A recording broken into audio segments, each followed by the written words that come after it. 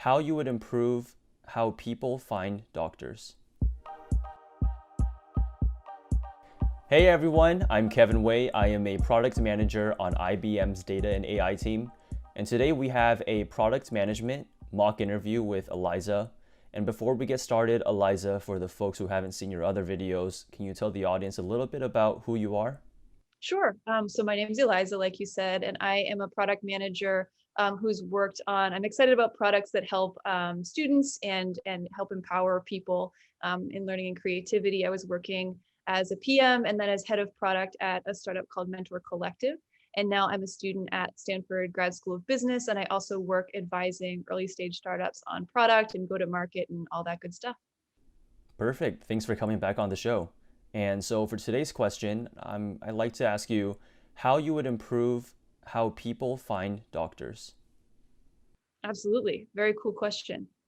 So before we dive in, Kevin, is it okay if I ask you a couple of clarifying things? Of course. Great, thanks.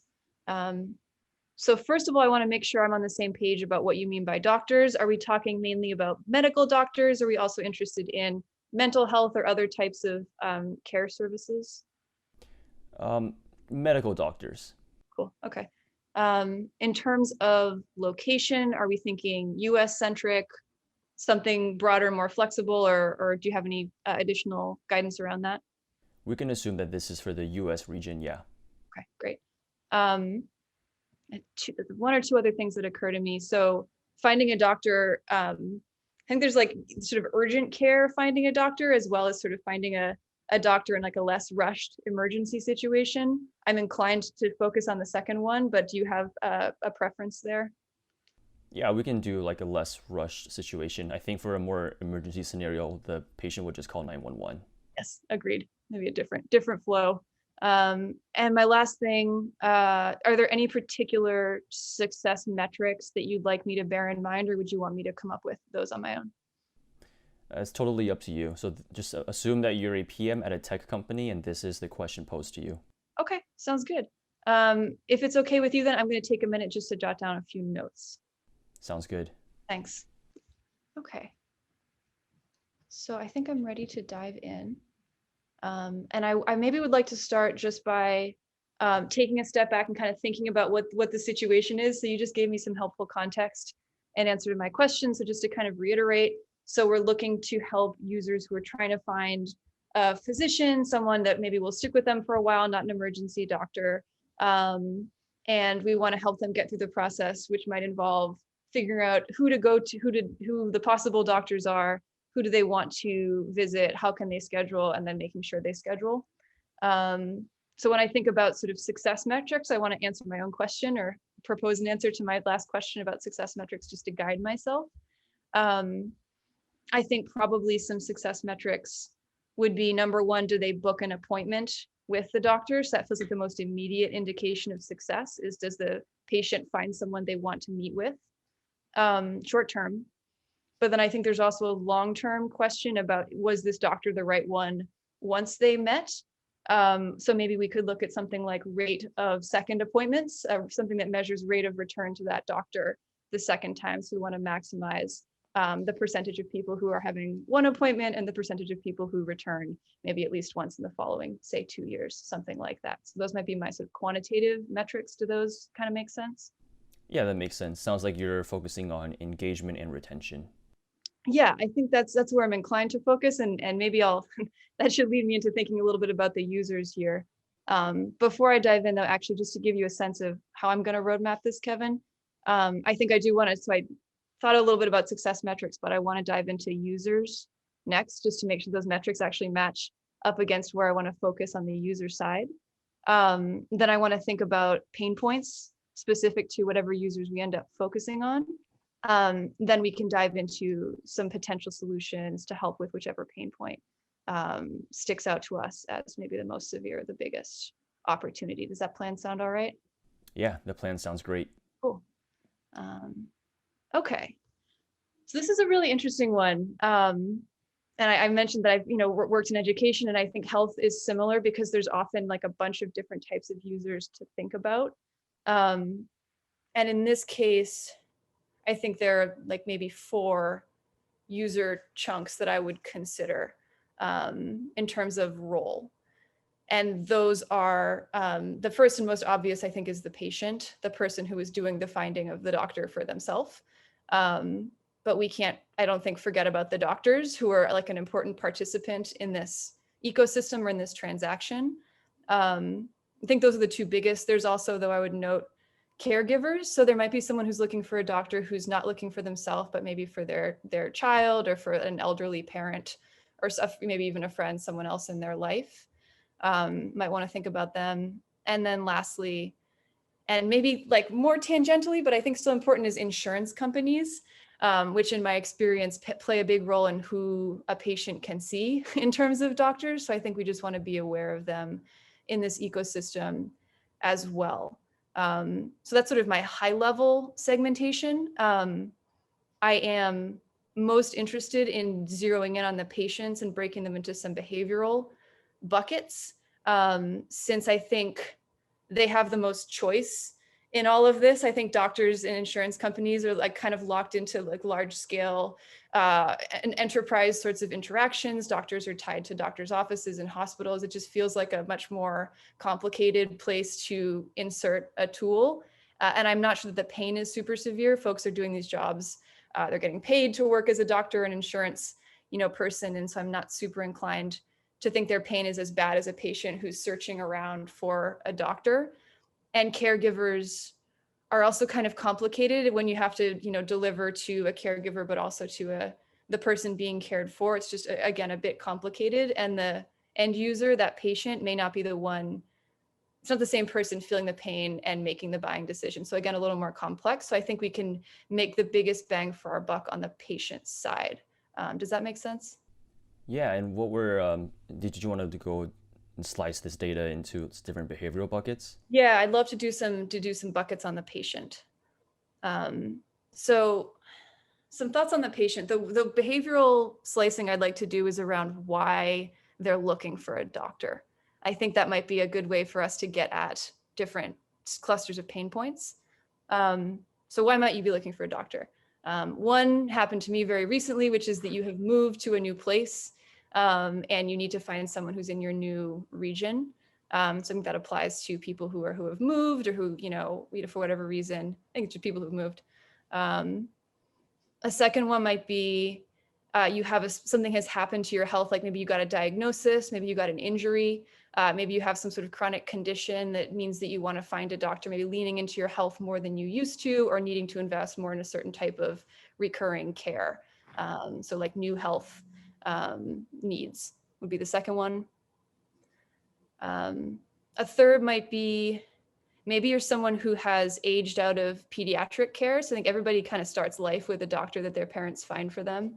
But sometime around your early 20s, I think everyone kind of gets kicked out of that pediatrician and needs to face the adult world with a different doctor. So that's something that lots of folks go through.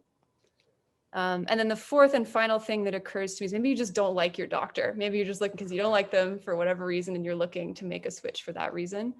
So I don't want to forget about the more mundane buckets here. So just to kind of recap what those four were, people who have moved, people who have a specific new health condition, people who are finding their first adult doctor, and people who don't like their current doctor. Do those four buckets make sense to you? Yeah, these make sense. Which one would you prioritize? Yeah. So they're all pretty interesting. I'd like to prioritize a bucket where we can, again, make a large impact and reach as many users as possible. So some of these I think are a little bit more niche and that may disqualify them. So the specific condition or injury, not everyone's going to be receiving like a large chronic diagnosis. There's a chunk of people there, but I don't think it's everyone. So I might cross that one off. Same goes for people who don't like their current doctor. I think inertia is pretty powerful. So lots of people just stick with who they've got. You only got to see them once a month. So I think that's another, not a huge group or not quite as big as I'd like. Lots of people move. So the group of people moving to a new location is decent, but I think I'm going to go with the first adult doctor group because everybody ages. I just turned 30, so I know this.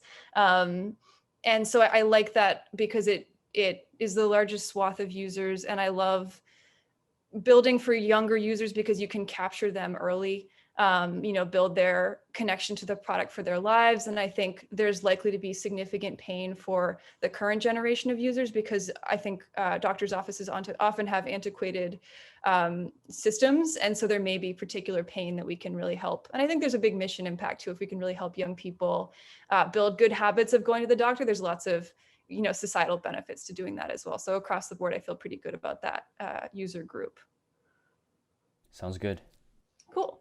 So I'm going to take another minute, Kevin, if it's okay with you, just to switch now from thinking about the users to thinking about the pains. Yeah, go ahead. Okay. So as I'm thinking about pains, I want to think about like what solutions are there now? If I am, say I'm a 20, I think when I did this, I was about 21. I'm a 21-year-old. I'm around the time of finishing college. The world is exciting and scary. I'm getting my first apartment. I have my first job, and I want to make sure that I'm adulting effectively. And one of those things is taking care of my health. So what do I have to do if I want to get that taken care of in my new home, maybe in my new city, in my new apartment? One easy one is that I could just ask people. That's like a lo-fi obvious solution. But I think for me as a 21-year-old, maybe in a new place, it's not a great solution. I think it feels awkward maybe to ask, like, I'm not gonna ask my coworkers. I just started a job. That's sort of personal. I don't really want to ask my parents because I feel also like I'm an adult and I'm really trying to stand on my own here. So that doesn't feel like a fantastic solution. And even if I ask them, I'm only going to find out about a very small number of doctor's offices from like just the one that maybe my dad or my mom or my, person who sits next to me at work knows about. So that's not a great solution. On the other hand, maybe I'm going to start Googling and just using the internet or maybe using a tool. I think there's at least one or two aggregators that exist. I think one is ZocDocs, something like that, and places that just like pull together reviews about doctors. So I could go on there, I could just pull up a lot of tabs. I think that's what I did do, and just try and parse all of the information. So this one is good because it's not awkward. I'm very much doing it on my own. But on the other hand, I think it's pretty overwhelming and isolating that I'm trying to do this scary, like very important decision by sifting through the internet by myself and trying to figure out, like, are these the right doctors? Do they take my insurance? Are these good people? Can I trust them, et cetera? So it doesn't have the same pain points, but isolating, stressful, and overwhelming. The other sort of existing solution, I think, is just to maybe, if you haven't moved, you could just stick with your doctor's office, and maybe if you had a pediatrician, they could just give you a new doctor, like in the same practice. I think sometimes doctors do that, where they can just grandfather you over and assign you to someone else. That's much easier. It doesn't have the problems that I mentioned before, but it doesn't have this empowering feeling of adulthood. It's not like you're getting a fresh start and really taking charge of your life. So I know that was like not super structured. So just to kind of re-summarize some of the pains that I mentioned there. There's a trade-off between either the process is going to be very awkward and kind of limited if you rely on word of mouth, or it's very isolating and scary if you do it solo on the internet, or it's very passive and sort of like continuing of your child life if you just kind of stick with whatever you're given by your office, and it's keeping you in an old location. If you've moved, maybe you have to fly home to have a doctor's appointment or whatever it is. So those are sort of the pains that jump out to me, but how does that sit with you, Kevin? Yeah, so it sounds like you want to reduce the awkwardness, so you want to make it easier to find a doctor, or more seamless. In the isolating pain point is one that you pointed out. And I think the third one that I would think about, if as your coworker who's helping you to work on this product, I would say relevance is a big pain point. Yeah. It's a really good point. Yeah, I agree. I think there's something to, if I were to pick out of this list, where would I want to focus? The isolation and relevance feel most salient to me. I suspect that I think that most people will try and solve this through internet research. I think the other ones are less common. And so I think those are the pain points tied to like parsing the giant internet and all that's available to you there. And so I'd love to think about how can we build a product that helps young people feel like they're not alone in this, and helps them feel like there are other people here with you who are going down this road, who are kind of figuring out adulthood just with you, and you can find doctors that were useful to them and will be useful to you. So just like a vision of making people not feel alone. That's, I think, what would perhaps be most effective in my mind as a kind of a North Star. Yeah, sounds good. So it sounds like we want to help younger folks, maybe like Gen Z or millennial people who are just starting adulthood and they're having these problems around the isolating and like relevance around finding the right doctors. So let's get into solutioning. So then thinking about how might we solve these pains of relevance and isolation for our millennials / Gen Z, probably Gen Z now, sort of early 20s folks. I think my frame for thinking about this, or for coming up with ideas, is related to like what different ways, what things make people feel connected, like what points of connection are there between our 21-year-old user and the world out there of other people searching for doctors, and like what might we use to help them feel connected to those folks. And so the first thing that occurs to me is an institutional affiliation. I know that when I was 21, I was really connected to the idea of my alma mater, which I had just left.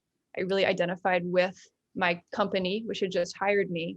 And so I trusted those networks, and I felt a kinship with the people who were part of those networks. I thought they were pretty smart. I thought they made pretty good decisions. And so I wonder if we could think about a tool that partners with colleges or employers to provide a database that is anonymous, but you know that everyone in the database and the people in the database would maybe review doctors' offices. And you could search through the base and find information that provided, here's what it was like for this, Cornell alum to visit this office. And so I would not feel the awkwardness of having to call up a friend and ask her, but I would know that I could trust that review in a certain way. There's some questions about smaller companies and exactly how that would work, which you can talk about if we decide we want to go down this route.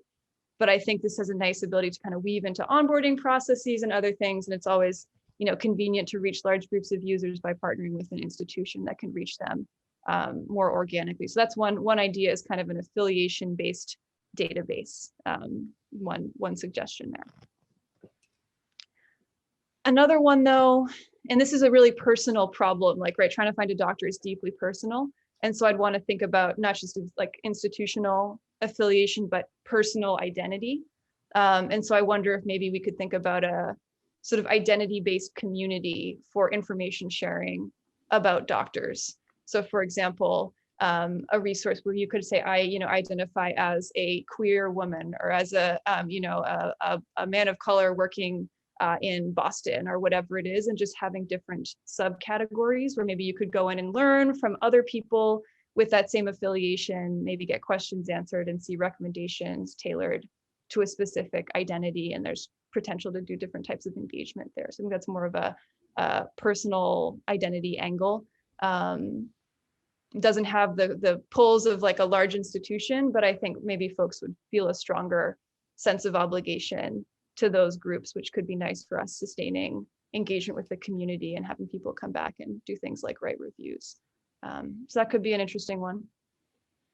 And the last thing that occurs to me, I'd like to kind of get out of the sort of app or web app space and think about maybe location as another way to help people feel that they're getting relevant and kind of connective suggestions. So I think we might I remember, so we might consider something that maybe an app or something that integrates with like a smartwatch that tells you when you're near a doctor's office. So when I've got my first doctor, I discovered it was like right down the street from my office, and I walked by it from the train every day, but didn't know it was there. And when I discovered, oh, hey, it's right on Boylston Street, I felt like safer and more confident and more connected to the community and to that doctor's office. And so I wonder if we could provide that kind of a nudge and weave this doctor identification process a little bit more into the daily life of these young people who also are going to be busy. That's not our primary pain point, but just maybe a side benefit that taking it out of software and a little bit more into the like smartwatch sort of thing could be nice. So those are 3 suggestions just to kind of recap. The affiliation-based database, number 1, the personal identity-based community, number 2, and a location-based physical nudging system of some kind, like on a smartwatch or on an iPhone, number 3. Do those make sense? So when we're talking about affiliation with alma mater, most students don't work in the same city that they graduated from. So how do you think this would work? Yeah, so I think that's a potential downside to that idea. I think it might, so 2 different things. One, it might work in cities where people cluster. So there certainly are cities where clusters of students go. This does not cover everyone, but you could sort of say, you know, the like Cal Poly alumni in San Francisco, for example, or things that are like somewhat close could work. But there could be solutions where maybe you rely more on jobs, that you might assume that most people either have a job or went to, well, grad school we could think about separately, but having jobs and then doing like like groups of companies together. So people who are working in consulting in Boston, for example, so maybe industry specific could be a way to cover larger swaths of users. Or even like, I worked at a startup that came out of Techstars, which is an incubator, and we were a small company and that might not be so good, but all of the Techstars companies combined could be a pretty large group of people. So I think it is a fair critique and maybe a reason to not pursue this one, but I think there are different ways that you could mitigate that issue too. Okay, so for that first solution, it's really thinking about how this identity around their job or alma mater would provide, we'll partner with them to have some resources, some database to help them find the doctor, the students. And which would de-risk the doctor in the eyes of these young people, yes, because they know that people with that same affiliation, they could access reviews and learn from people with their same affiliation of whether the doctor had been good for those folks or not, Okay. assuming some relevance through that affiliation connection. Okay. And for the second idea, which is saying around personal community or identity, where, for example, if you're a queer person of color and you want to find a community of people like yourself, like, is this sort of like a subreddit or like some sort of forum, or how do you envision this? I would envision it would be, so it would be, to be clear, be focused on it would be focused on medical care. And so you would kind of come in and say, here's my identity. I want to access the community about receiving medical care as, you know, a queer woman of color.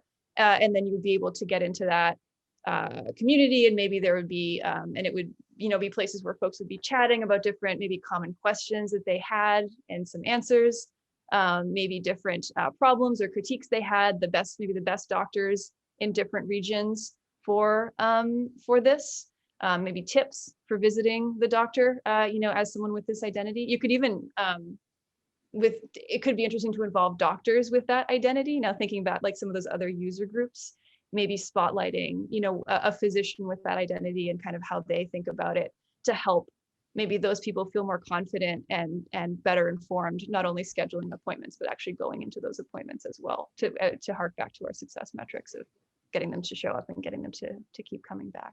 So would it look like some sort of online forum board? Yeah, I don't know if a board to me implies that it's like that it's all text, and I think it would be great to make this a little bit more multimedia.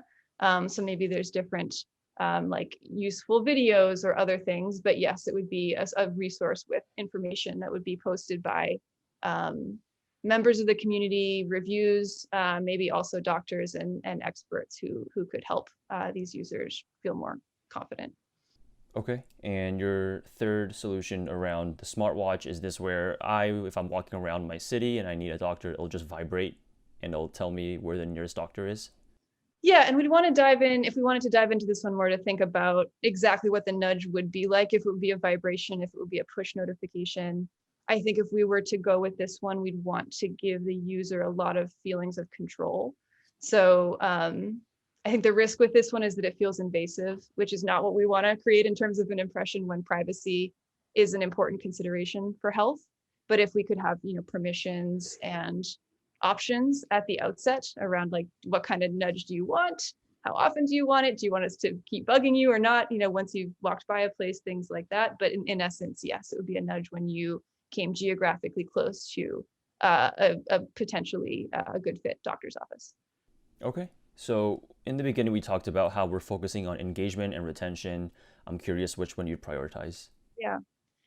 So I think that my instinct would be to focus on the second one, the personal identity-based community, for a couple of reasons. Um, I think the biggest one is that I believe that when we go back to the pain points of relevance and isolation, personal identity, I think, is the deepest type of relevance. It is the type of affiliation that is most intrinsic to our users.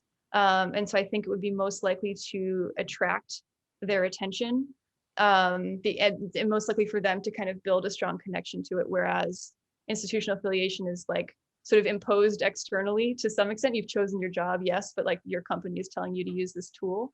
And geography is almost a little arbitrary. Like you like happen to walk down a street. It's not totally arbitrary, but you could potentially miss out on some things. Whereas I think personal identity, you're very much getting at something deep about yourself. And I think the user can feel very much in control. To your question about retention, I think, we want to keep people coming back into this tool.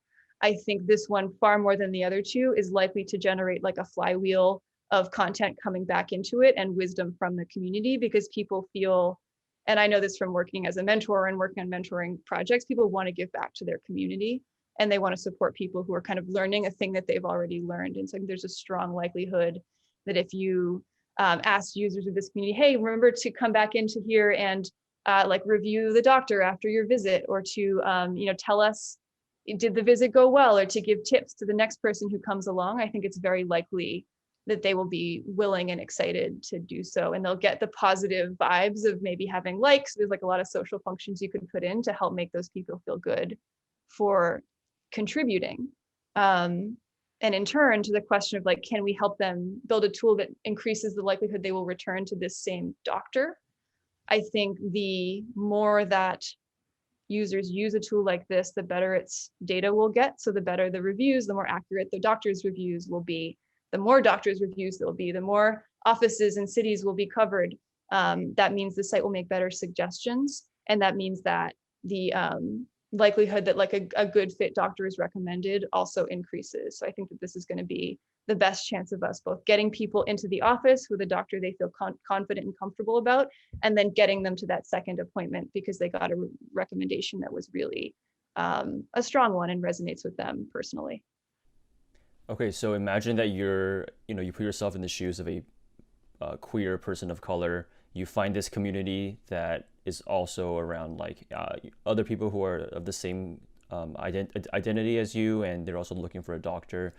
What are some risks that you might see if you're using this product and putting yourself in the shoes of that person? Yeah. So I think one risk is that, so we're trying to make it feel relevant and make these people feel connected. But we're also going to have to walk the line of confidentiality and some amount of anonymity to go back to the like awkwardness that we were trying to avoid from that pain point earlier on. So I think there's a risk that we anonymize the personalness out of this. And this just feels like any other kind of message board on the internet where like anonymous people are commenting and sharing a lot of opinions and you don't know who you can trust. So I think there's a risk there. I think we can get around that risk in a couple of ways. I think it could be interesting to have people put some investment into their profile. It just would be an anonymized profile. So you could build, for example, a personalized avatar and pick a name and maybe pick a city and provide some information about yourself that would weed out some of the people who might just be there to troll, just by having people take some time, and also adds a little bit of identifying information to decrease the thing that this is just like a void of people shouting, which is sometimes how the internet overall feels. So that's one way we might mitigate that. Other questions or concerns, any feature in this space, I think privacy and security are a big concern. Anything to do with health data, scheduling doctors, is just really sensitive information. And so, mitigation there, I think, would be just investing in understanding the sort of rules and regulations around this, and investing in being very transparent with the users throughout the process, especially when they're signing up, about what happens to your data, what can other users see and not see, what can your doctor see and not see. We really want to maintain trust to the point of like retaining the connection between our tool and these users. There's a second one in my mind. Oh, just one last one is about integrations. I think I mentioned insurance providers. I would want to know more about both the willingness and the ability of doctors' offices and insurance providers to share data with a tool like this. It would be far more useful if that data were integrated, and would want to dig into that. There may be some barriers there, and the tool could be simplified such that it didn't include that data, but it would be a big opportunity if it could. Cool. All right. Awesome. Well, thanks for sharing your interview solution. And before we get into feedback, I'm curious if you have any self-feedback you want to share. Definitely.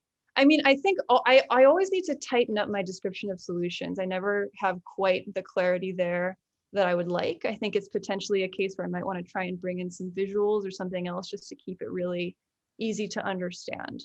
So I think that's one. In general, I also feel like I could be briefer and clearer. So trying to kind of increase the snappiness. And I think the last thing would be really keeping it connected to the success metrics and the vision.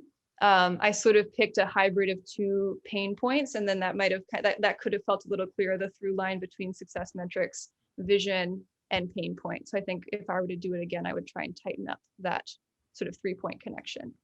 Absolutely. And I think one thing that I would also do is proactively call out risks as you're going through the solution. So you'll talk about the community's idea, and then you can call out the risks around security and privacy and the need for maybe some sort of anonymity or semi-anonymity. And I think that would be very powerful if you can do that.